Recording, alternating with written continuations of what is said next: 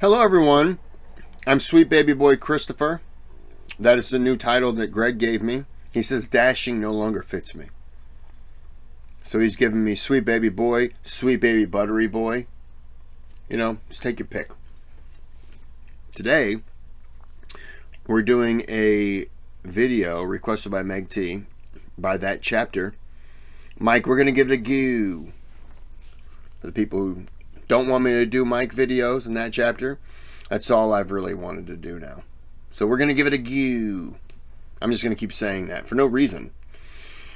I'm going to talk. Oh, cushion squeeze. Just so we're all centered back as to what we're doing. This is the Champion Family Murders. I hope there's not violence in this, because I'm against violence. Except, you know, the people who despise my comments that I make on that chapter and about my cushion. You know, you all could fall off a cliff. But everyone else is great. Should I show the... Yeah, I need to... I should show the cushion again. I did it last time, and people, you know, there was no sound. I talked about it before. It's like that purple grid. Oh, it's so comfortable. Dual sides. Oh, I'm fingering my cushion. That kind of came out wrong. But yeah, it's for people who have who are in wheelchairs. It's designed actually to give them better cushion. No, I don't have roids, Greg. I wish I did, but I don't. Oh yeah, okay. I gotta get that right. Oh, it's so comfortable.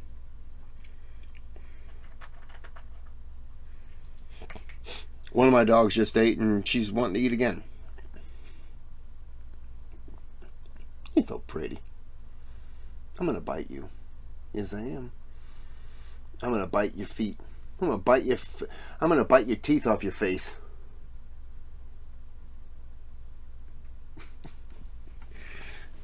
I had a YouTube gathering. I forgot what it was. I'm still eating hummus, so I'm back on hummus.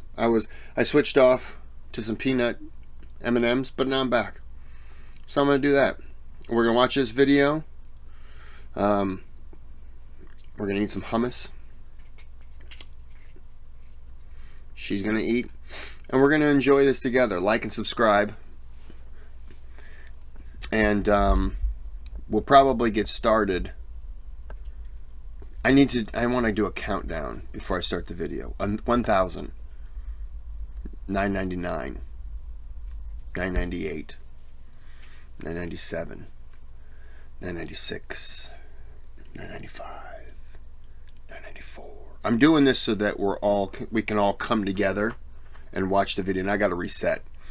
1,200, 1,199, 1,198, 1,197, 1,196, 1,195, 1,194.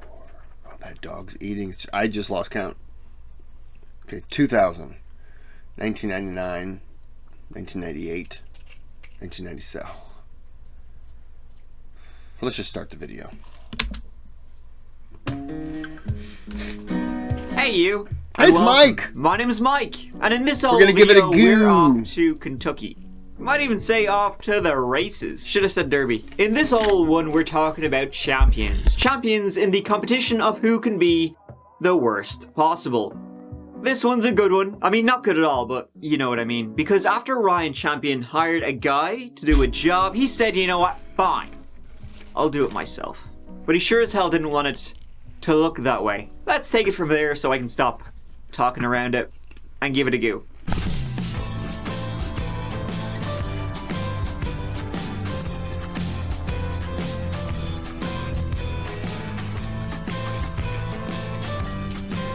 In the far southwestern chunk of Kentucky Fried Chicken lies a county, shockingly. It's named after a fella named Stephen Trigg. Are you familiar? No. He fought in the Revolutionary War, so you should have probably called him Trigger, and he was shot dead by the Brits in 1782. They also quartered his body. Ugh, yuck. But I'm sure he's chuffed because he got a county named after him in Kentucky, Trigg County, so clearly worth it. And so Trigg County, biggest town Cadiz, or Katie's nuts, is where we are today. About 15,000 people live there. It was a dry county, no alcohol until 2009. It's amazing there was no alcohol there, because there really is nothing to do, which is kind of where our plot comes in. It became, well, a wetty in 2009 after a very narrow referendum. Funnily enough, the people who voted no said it would cause drunk driving accidents, which is weird when dry counties have a higher percentage, because people just drive, then drink, then drive back, and then die.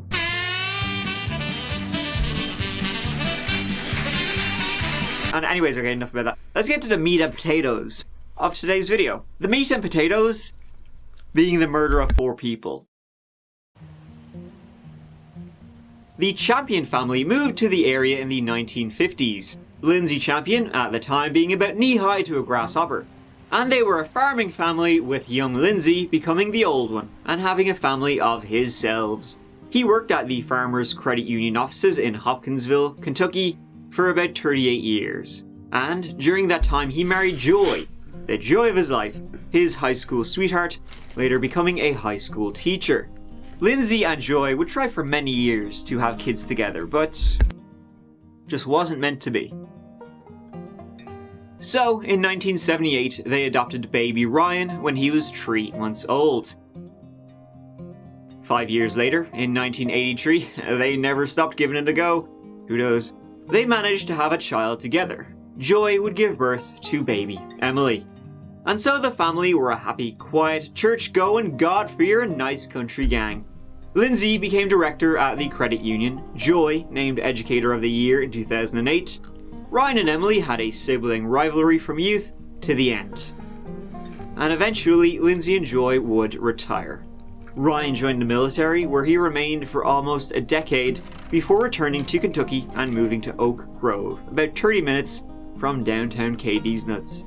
Emily, she went her own way, that way being to college, Auburn University, and she became a vet. Horses being like her speciality. She worked in Louisiana at a racetrack there. The Champions were like big into horses. It's not going to come up again. And so all of that kind of sorta takes us to October 2014, when there was big trouble in KD's. Didn't start out that way though.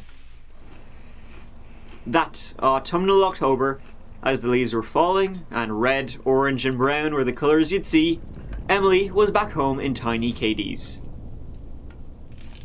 She was back home spending a couple of days with her family before she was due to start a new job in November. Emily, she took part in a marathon. The next day the parents went to Sunday service. Emily was still resting her dogs after the run, so stayed home that Sunday. That Sunday being the 26th of October. A few days before Halloween, though there would certainly be some horrors that day. The elder champions then returned home to start cooking up some grub right with Emily. And then it was shortly after 11 in the AM that neighbours of the champions heard gunshots. A lot of them. One neighbour in particular was the sister of Lindsay Champion, Lisa Champion. She heard those shots too, thinking it odd at that time of day. A few moments later she heard banging, someone banging on her front door, screaming her name. It was Ryan Champion. In his hand was a shooter, around his wrists, torn up duct tape. And he was just roaring at her to call 911. What's your emergency? My nephew Ryan Champion just came to my door and his wrists have been tied with duct tape. And I haven't been able to find out what's wrong. He doesn't appear to be injured, but I don't know what's happened. Okay, ma'am, where would I be sending the ambulance? You right across the road. I'm going to go over there with him, okay? No. She says no. If he's taped up, something's wrong. Well, yeah, no. Don't put more people in jeopardy. But the nephew, I would have went over there. Yeah, I don't know what to say. If it's a crime scene, you don't want people stomping in there. Damn, I don't know. I take that back. I don't know what I would have said. Ryan told his Aunt Lisa that they had just been sitting down, you know, getting ready for Sunday dinner when some guy just kicked in the door. Some guy who had a fancy, he took a fancy to Emily, this guy. He just started blasting. And so Lisa, not having any of this, she ventured across the road to the Champion house and saw what she saw. Oh, please, my brother has been shot, and his wife, Joy. My nephew is here, and my niece has been shot. She was greeted by a bullet hole in the front door. On the property were the bodies of Lindsay, Joy, and Emily. All dead. Shot dead. A mass shooting. The only surviving champion was Ryan. Lindsay was found outside the house, just beside on the concrete. Joy, too. She'd been shot in the face and lay there, slumped over. Emily was found inside, duct taped up. Mouth, hands, feet. She'd been shot twice in the head. So not off to a great start here. And things then got very strange when they found a fourth body in the house. Not related to any of the champions. The police had no idea who he was. Ryan said what happened was this. Okay, last chance. Enter Honey's giveaway now. Why would And Ryan you tell can them a win honey this, commercial? this, That's stupid. This.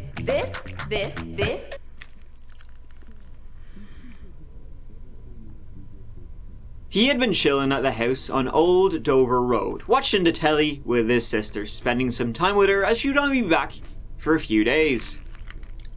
So they were just hanging there on the couch, chilling out, when they heard somebody come in the door. And they assumed it was their parents coming back from, you know, that church service. It wasn't. It was a guy named Vito Reservato, a fella Ryan knew. Ryan said Vito walked in with a gun and duct tape. Now Ryan barely knew him. He'd only met him a few days prior. But apparently this guy, this Vito character, right, he was absolutely infatuated with young Emily. Not in a healthy way, clearly.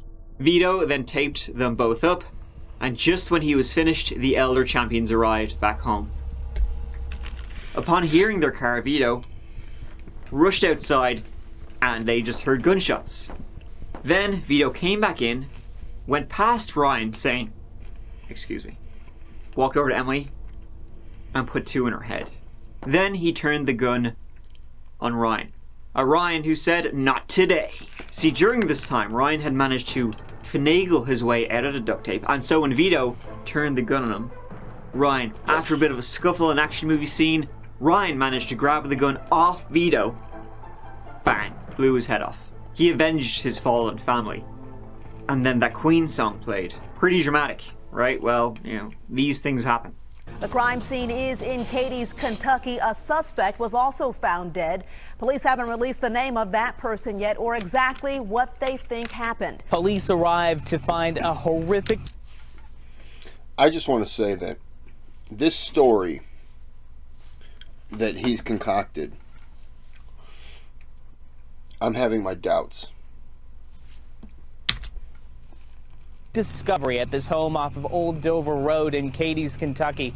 They say earlier today they arrived to find 4 people shot dead, including a family of 3 and 1 suspect. Tonight, the investigation continues into how all of this happened. We found 4 people dead inside and outside of a residence here. Police say 3 of them were Lindsay, Joy, and Emily Champion, a husband, wife, and daughter visiting home, shot dead this morning. Another person inside, police say, was the suspect, someone the family may have just met last week. We're not 100% sure of the relationship between all the folks that were involved. It's possible that the suspect did know them, but it was just briefly.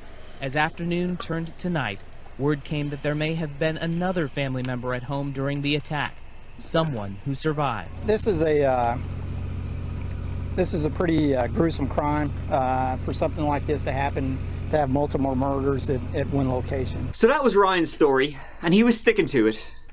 But what was it about? Why would Vito do this? Who even was Vito Reservato? This is gonna be fun. Alright, hold up. You better slap him some kind of decent though. Go ahead. Smack him. Vito Reservato was 22 years old. He was born in Las Vegas, Nevada, but had been living in Hopkinsville for some time, where he graduated high school. And he was now living with his 1-year-old son. He was married, though separated. His wife lived in Bardstown. And he didn't have any criminal history, is more to the point. And as a hard-working fella, him doing what Ryan said he did didn't make sense. But these things rarely do. The community rallied around Ryan. The champions were well known in the community: Joy, teacher; Lindsay, credit union director; and as horsey people, folk knew Emily. Ryan, they didn't know so much. After all, he had been in the military for quite a long time. The investigators certainly wanted to get to know him, though. And I wanted to get his story, just tell it a few times, just so we have it down. After all, why did Vito kill Emily in such a brutal execution? Why did he execute her? That's what I'm trying to say. And then, how would he even know Emily? She had only been in town for a few days. In fact, how did Vito know any of the champions? Well, apparently Ryan, who worked, odd jobs in construction around the place. You're building a shed, you need landscaping done, whatever. That's what Ryan would do, and he had recently hired Vito. About 3 days prior to the shooting, Ryan had driven Vito to the champion abode on Old Dover Road. They had to pick up some tools from the house, and that is when Vito encountered Emily. Vito started saying some inappropriate things to the lady, so inappropriate that Ryan cut ties with Vito that same day and told him to jog on. Obviously, he came back with a vengeance. But as the investigation continued into young Vito, Ryan's story began to leak like a sieve. Okay. Is that hat okay the way it is? Yeah, that's fine. I can see that. Okay. I guess, just so I have it spelled correctly, I obviously already had your name, but R-Y-A-N, no surprises on that? That's correct. Okay, and the last name? Champion. Same. Okay. I guess the first question in all this, this has been a horrific 24 hours. How are you personally holding up? You seem remarkably composed. Well, I'm just I've got one of those mentalities to just soldier through something. Really, that's what's been carrying me through, is that things need to be done. Especially, some people aren't doing so well.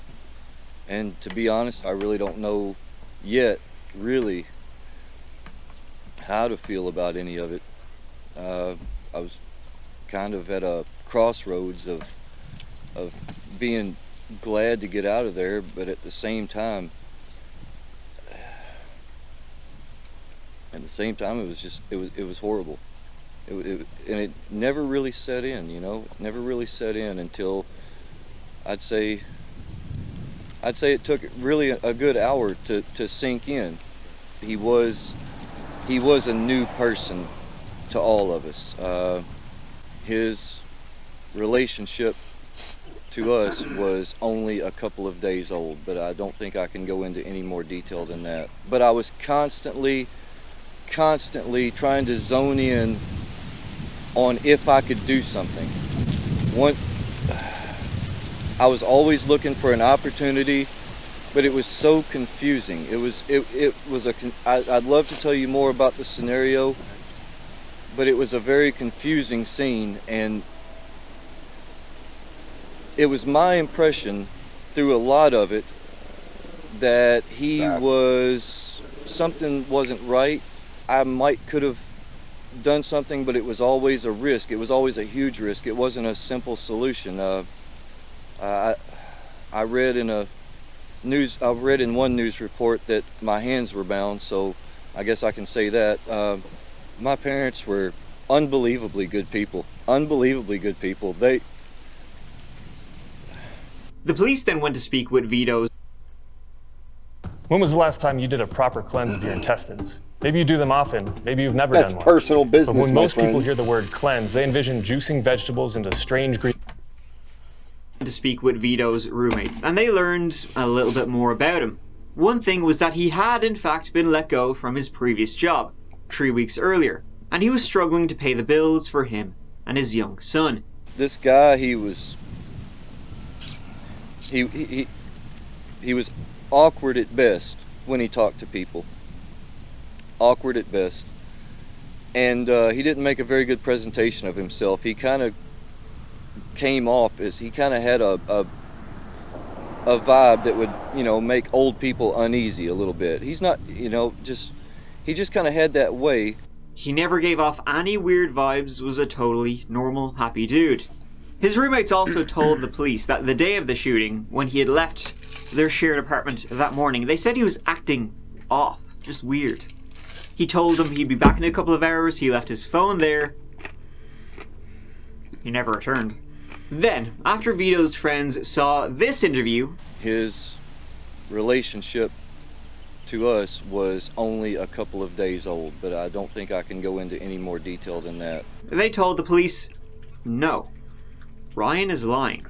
They knew each other. This wasn't like they had only known each other for a couple of days, working together and it didn't pan out. Not like that at all. Ryan is full of shit. They were friends. Ryan's name came up in conversation all the time. They knew each other for years. Ryan is talking out of his hole.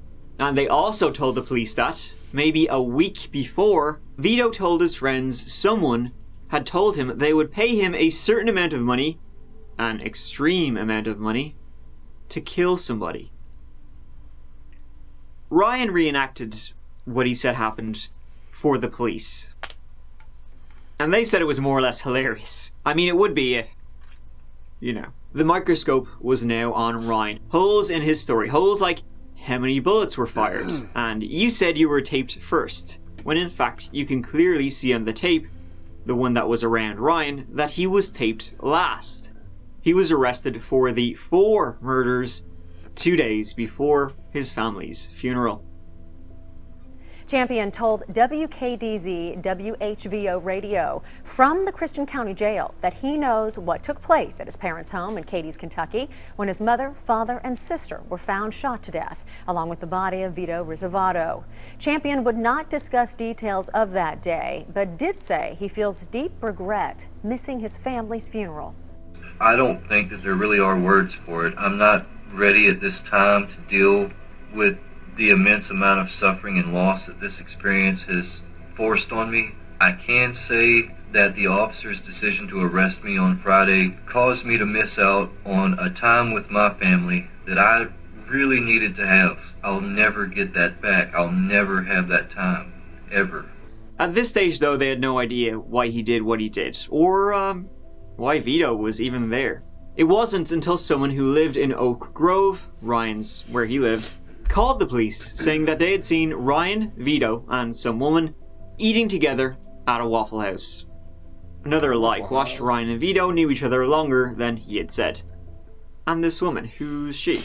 Well, if she was in movies, you would call her a character actor, and her name was Anne Plotkin.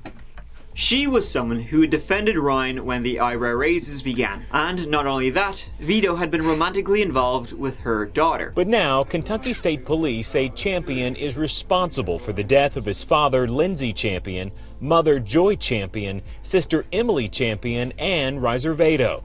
That's something his friend, Ann Plotkin, refuses to believe. I don't understand it. I really don't, because I know Ryan and know. There is no way. I'm going to be there for Ryan no matter what. Because Ryan had been romantically involved with her. Phone records between Anne and Ryan showed a plot, essentially. Anne had been the middlewoman between Ryan and Vito. So Ryan and Vito would never message each other directly. They would always message Anne, who would message the other guy. Anne helped plan the murders. Ryan used her the entire time, though she may have loved him. And Ryan planned to have Vito be the fall guy for the murder Ryan, ex-military, was to commit. Vito told his roommates that somebody had asked him if he would be interested in doing a little killing. Now Vito, he had never shot a gun before in his life. Ryan, military quite a bit. So whether Vito was actually going to go through with this, seems like he was well aware of the plot, but if he was going to do it, remains doubtful, I think. Vito might only have been aware of the plot to some extent. He might have been lured to the house where Ryan killed him, Emily, and his parents. If he was lured there because he was broke, well, whether or not, he never got the chance anyway. Ryan killed them all and then wrapped himself up, and he was the hero. When that happened, it was so quick. It wasn't much of a decision. Ryan hated his family. It would be financial too, to some extent, but not the whole extent. He was jealous of his sister's success. He believed they favored her, and then he wanted to inherit everything they had. Now, they didn't have a whole lot, but enough to be comfortable for some time. The Kentucky man, police say, killed his entire family and another man before claiming he was the only person to escape a kidnapping, appeared in court today. Good afternoon. The court calls the case of Commonwealth versus Ryan Champion. Ryan Champion came into court Monday shackled after investigators charged him with capital murder and kidnapping. Let me ask you, are you able to hire your own attorney? Possibly. Ryan pled not guilty. 2 months before the trial began, a trial where Ryan would face the death penalty, he decided to plead guilty to the murders of his parents, his sister, and Vito. He was sentenced to life in prison with no possibility of parole. And everyone in the courtroom, we want to acknowledge and to say that we wish condolences and are very sorry for the deaths of Joy and Lindsay and Emily Champion. We also acknowledge the death of Vito Reservato. We also wish and hope that Ryan will continue to grow in learning empathy and compassion, will continue to grow. He's past that. I don't care what he learns in prison. Stay there forever and die, my friend. As a whole human being, and that eventually, today, perhaps not, a year, perhaps not, but sometime in the future, he can be executed. Recognized not simply for the horrible and tragic. Nothing to recognize. He killed his step-parents, his stepsister, and then killed another guy he wanted to frame for the murder. There's nothing he's going to learn in jail other than... Do you think he would learn that same lesson if he got away with it? Of course not. He got away with it. He didn't care. Now it's time for healing and to learn lessons. Why don't you go eat a bag of dicks, my friend? AIDS-infected dicks. Because no one cares. No one gives a shit what you think.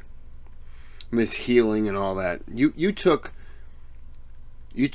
the father away from his family, his sister, the mother away from her family. Like, they took you in and they raised you and you killed them. There's no healing or anything like that that can be learned. And you're mad that they tried to have a child and they adopted you, and then they were finally able to have that child. They had a daughter. And they wanted to spoil her a little bit. They treated you better, but they finally got to have a kid. I understand that it's not fair, but I understand it. But I have to believe that they still tried the best for you, and you're just a piece of shit. You're just a worthless human being. I hope you get stabbed in jail. I hope you die. I hope you're brutally murdered in jail. Like, I don't give a shit about you. No one should.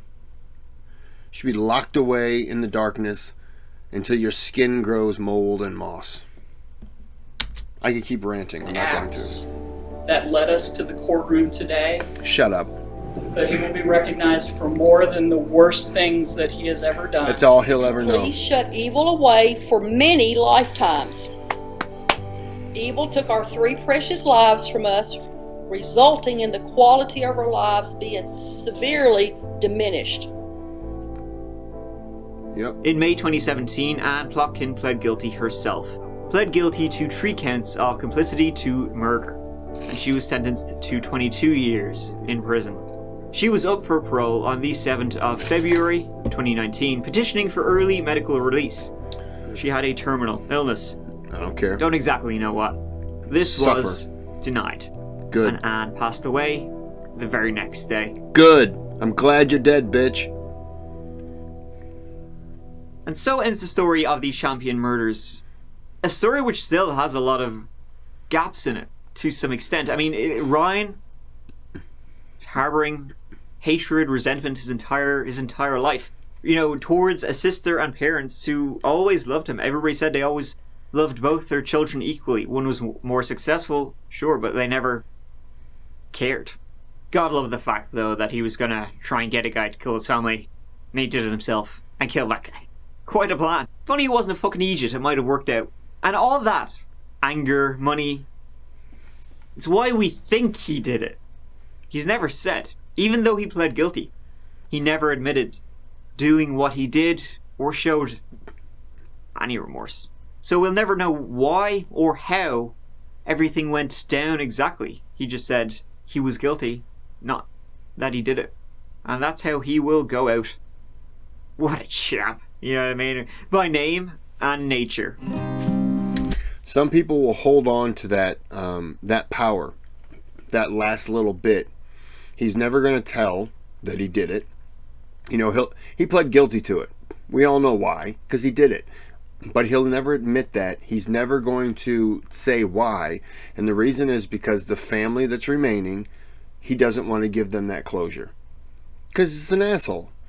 And he wants to hold on to that little bit of power. And the fact that he's adopted gives him, well, first off, because he's adopted, the family, the remaining family, distances themselves from him immediately. Like he's not family. No longer family.